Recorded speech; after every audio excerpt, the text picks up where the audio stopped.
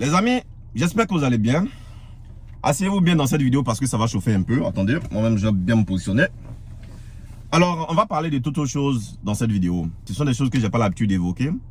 Mais aujourd'hui, je parlerai un peu. Et surtout, j'attends vos retours, j'attends également vos réactions. Les amis, les Africains sont en train de comprendre ou ont enfin compris la supercherie. Est-ce enfin, je dirais, le réveil du peuple colonisé par l'ex-colon? Vous savez de qui il s'agit, bien entendu. Est-ce également le ça suffit d'un certain quart d'une génération qui en a marre de tout ce qu'il vit et a pu vivre pendant des décennies? Honnêtement, je le souhaite du fond de mon cœur. Dans la vidéo, on va indexer personne, on va accuser personne. Étant africain et défenseur de mon continent, qui souhaite pleinement son développement, oui, ce beau continent et riche continent, qui a tout pour, je me devais de vous partager cette vidéo. Et dans cette vidéo, nous allons regarder également une séquence. Une séquence dans laquelle un président africain, un jeune président africain, que je salue d'ailleurs son courage, n'a pas marché ses mots, n'a pas caché son opinion devant ses pairs face à l'impérialisme et au néocolonialisme. Je salue fortement son courage. J'ai été ravi de lire la vidéo et d'entendre tout ce qu'il a pu dire. Parce que pour moi, c'est de ça qu'il s'agit. Après, il faut que les actes, les actions suivent. Mais déjà, c'est déjà un grand pas. Et j'ai été tout heureux d'entendre ce genre de propos concernant l'Afrique. On regarde la vidéo et on revient tout à l'heure. C'est parti les gars.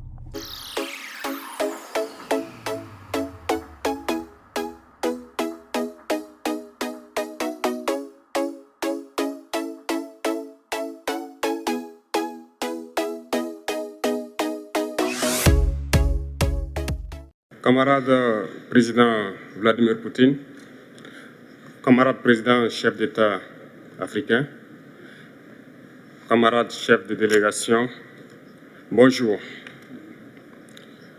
C'est un honneur pour moi ce matin donc de prendre la parole ici et de vous passer donc le salut fraternel du peuple du pays des hommes intègres. C'est aussi le lieu pour moi, avant tout propos, de rendre grâce à Dieu. Dieu Tout-Puissant qui nous a permis de nous réunir ici ce matin en bonne santé pour parler de l'avenir et du bien-être donc de nos peuples. Je m'en vais m'excuser auprès des anciens que je pourrais vexer dans mes propos à venir. Africanité oblige, les droits d'aînesse, je me dois de m'excuser. Camarades, j'ai quelques questions donc de ma génération, mille et une questions qu'on se pose. Mais nous n'avons pas de réponse. Et il se trouve qu'ici, nous pouvons laver donc notre linge sale parce qu'on se sent en famille. On se sent en famille en ce sens que la Russie est une famille aussi pour l'Afrique. C'est une famille parce que nous avons la même histoire. La Russie a consenti d'énormes sacrifices pour libérer le monde du nazisme pendant la Seconde Guerre mondiale. Les peuples africains, nos grands-pères, ont été déportés de force aussi pour aider l'Europe à se débarrasser du nazisme. Nous partageons la même histoire en ce sens que nous sommes les peuples oubliés du monde, qu'ils soient dans les livres d'histoire, dans les documentaires ou films, on tend donc à balayer le rôle prépondérant qu'a joué la Russie et de l'Afrique dans cette lutte contre le nazisme. Nous sommes ensemble parce que, actuellement, nous sommes là pour parler de l'avenir de nos peuples, de ce qui va advenir demain, de ce monde libre auquel nous aspirons, de ce monde sans ingérence dans nos affaires internes. Nous avons les mêmes perspectives et je souhaite que ce sommet soit l'occasion donc de pouvoir tisser de très bonnes relations en vue d'un meilleur avenir de nos peuples. Les questions que mes générations se posent sont les suivantes, si je peux me résumer, c'est de ne pas comprendre comment l'Afrique, avec tant de richesses sous notre sol, avec une nature généreuse, de l'eau, du soleil en abondance, l'Afrique est aujourd'hui le continent le plus pauvre. L'Afrique est un continent affamé. Et comment se fait-il que les chefs d'État traversent donc le monde à mendier? Voici des questions que nous nous posons et que nous n'avons pas de réponse jusque-là. nous avons l'occasion de tisser de nouvelles relations. Et j'espère que ces relations puissent être les meilleures pour donner un meilleur avenir à nos peuples. Ma génération me charge aussi de dire que, par ce fait de pauvreté, ils sont obligés de traverser l'océan pour essayer de rallier l'Europe. Ils meurent dans l'océan. Mais que prochainement, ils n'iront pas traverser parce qu'ils viendront devant nos palais pour chercher leur pitance quotidienne. Pour ce qui concerne le Burkina Faso, aujourd'hui, nous sommes confrontés depuis plus de 8 ans à la forme de manifestation la plus barbare, la plus violente du néocolonialisme, de l'impérialisme. L'esclavage qu'on tend encore à nous imposer. Nos dévanciers nous ont bien appris une chose. L'esclave qui n'est pas capable d'assumer sa révolte ne mérite pas que l'on s'apitoie sur son sort. Nous ne nous apitoyons pas sur nos sorts, on ne demande pas que quelqu'un s'apitoie sur notre sort. Le peuple burkinabé a décidé de lutter contre l'île terroriste en mesure de relancer son développement. Dans cette lutte, des vaillants peuples, des vaillantes populations se sont engagées à prendre les armes face au terrorisme, ceux que nous avons affectueusement appelés les VDP, des volontaires. Nous sommes surpris de voir les impérialistes traiter ces VDP de milices et de tout type. C'est décevant, parce qu'en Europe, lorsque des peuples prennent les armes pour défendre leur patrie, on les traite de patriotes. Nos grands-pères ont été déportés pour sauver l'Europe. Ce n'était pas avec leur consentement, contre leur gré. Et bien au retour, on se rappelle bien qu'à Tiaroy, lorsqu'ils ont voulu revendiquer leurs droits élémentaires, ils ont été massacrés. Cela ne fait rien donc. Lorsque nous, peuple, nous décidons de nous défendre, on nous traite de milices. Mais là n'est pas le problème. Ce qui est le problème, c'est de voir des chefs d'État africains qui n'apportent rien à ces peuples qui se battent, mais qui chantent la même chose que les impérialistes en nous traitant de milices, en nous traitant donc d'hommes qui ne respectent pas les droits de l'homme. De quels droits de l'homme parle-t-on? Nous nous offusquons contre cela et c'est honteux. Il faut que nous, chefs d'État africains, nous arrêtons de nous comporter donc en marionnettes qui dansent à chaque fois que les impérialistes tirent sur les ficelles.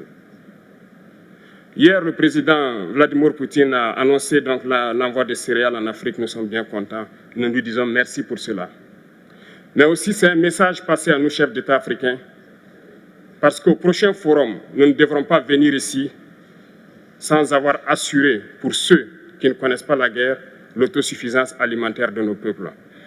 Nous devons prendre l'expérience de ceux qui ont pu déjà atteindre cela en Afrique, tisser de bonnes relations ici et tisser de meilleures relations avec la Fédération de Russie pour pouvoir assouvir les besoins de nos populations. Je ne serai pas peut-être long, le temps imparti est très court. Nous sommes obligés de nous arrêter à un moment donné. Mais je voudrais terminer en disant que nous devons donc rendre hommage à nos peuples qui se battent. Gloire à nos peuples, dignité à nos peuples, victoire à nos peuples. La patrie ou la mort, nous vaincrons. Les amis, nous nous retrouvons. Et dans la vidéo, chacun est libre de penser ce qu'il a envie de penser. C'est tout à fait normal. C'est le libre choix. Si d'autres ont retenu le manque de respect face à ces doyens, c'est à eux de voir. Si d'autres ont retenu toute autre chose impertinente, c'est à eux de voir. Mais moi, je veux qu'on retienne deux choses dans cette vidéo.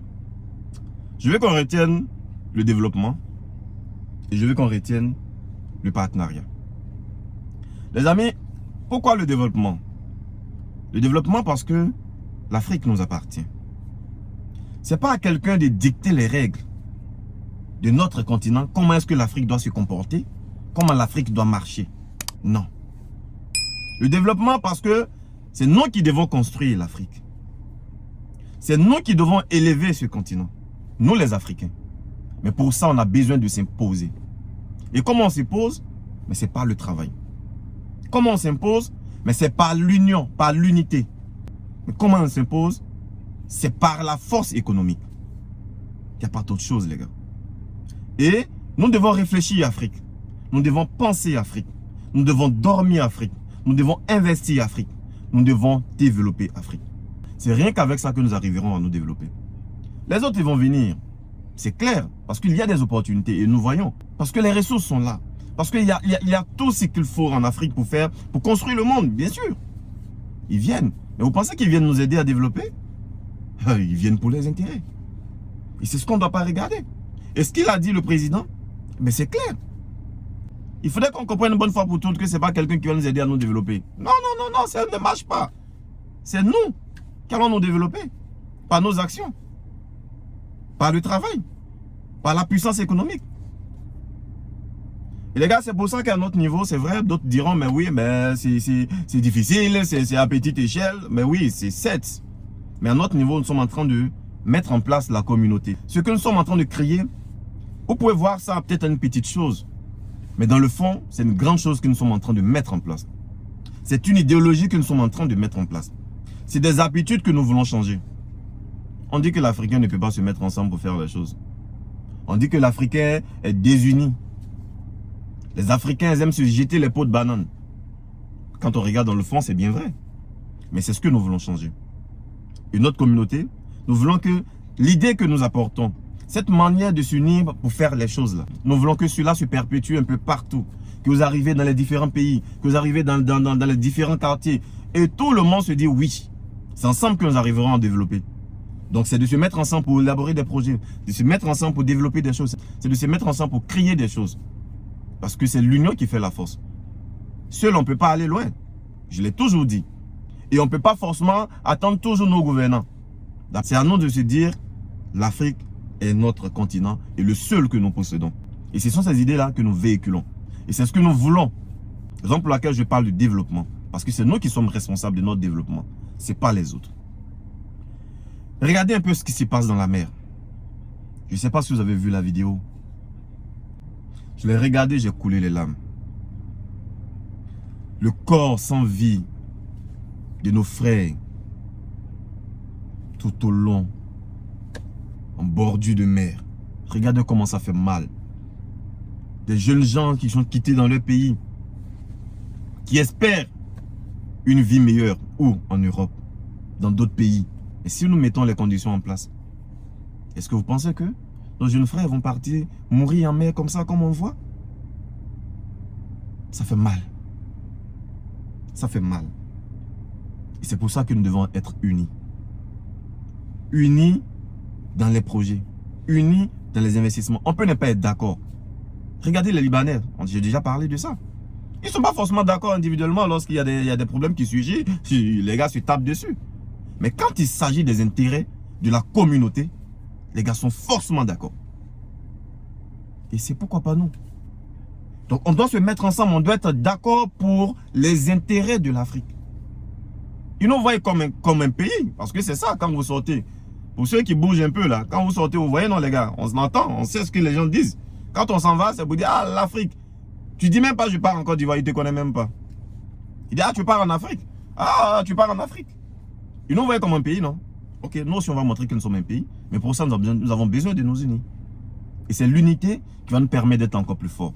Et qui va embrasser ce développement-là. Et ce développement, je pense que nous sommes capables. Les Africains sont capables de se développer. Nous avons les ressources, nous avons la connaissance, nous avons la force, nous avons le courage, nous avons tout ce qu'il faut pour réussir. Mais nous devons le faire ensemble. Bâtissons notre continent ensemble, avec les idées, les réflexions ensemble. C'est ce que je voulais partager sur la partie développement. Alors, au niveau du partenariat, j'ai souligné également ce point parce que c'est très important, les amis. Vous savez, depuis des années, nos pères, certains dirigeants, on va accuser personne comme je l'ai déjà dit, ont tissé des partenariats que j'ai qualifiés de bidons. Il ne faut pas, on va se voiler la face. Des partenariats pour remplir eux leurs poches. Des partenariats qui sont uniquement que pour leur intérêt. Le partenaire, lui, quand il vient, il regarde qui est devant le projet, qui est chargé de gérer. C'est avec lui qu'il discute. Il ne discute pas avec le peuple. Mais ces personnes, lorsqu'ils vont signer, ils ont ces accords-là pour eux s'enrichir au détriment du peuple. C'est ce que j'appelle des partenariats bidons. Et c'est ça qu'il faut couper. Et là, le président était clair dessus. Et ça encore, je salue. Je salue fortement. Il faut des partenariats gagnant-gagnant. Des partenariats qui sont 50-50. Tu viens m'aider à développer quelque chose dans mon continent. Tu viens m'aider à exploiter mes ressources. Mais je ne te donne pas 90%.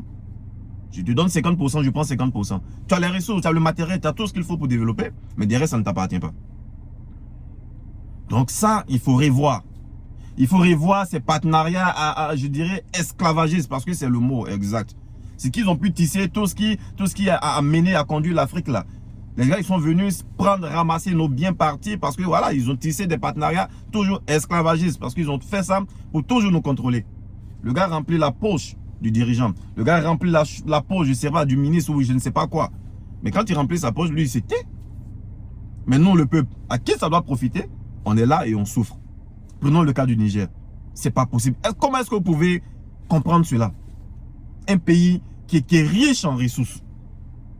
Un pays qui produit, je dirais, la majorité de l'électricité française.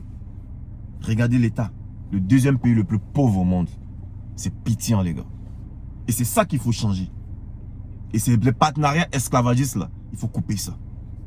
Notre continent a tous les ressources. L'Afrique nous appartient. L'Afrique nous appartient. C'est à nous de définir les règles du jeu. C'est pas quelqu'un qui doit définir les règles du jeu pour nous.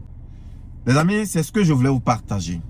Et ça, c'est mon point de vue, c'est ce que je pense. Oui, parce que je suis défenseur de mon continent. Dis-moi en commentaire de ce que tu penses de la vidéo. Donne ton point de vue sur la séquence partagée. Tout ça, c'est pour aider les Africains, c'est pour nous aider. Donc, partage ton point de vue, c'est tout à fait normal. Tu partages, tu dis ce que tu penses. Et on se retrouve à très bientôt dans une prochaine vidéo. Ciao les gars.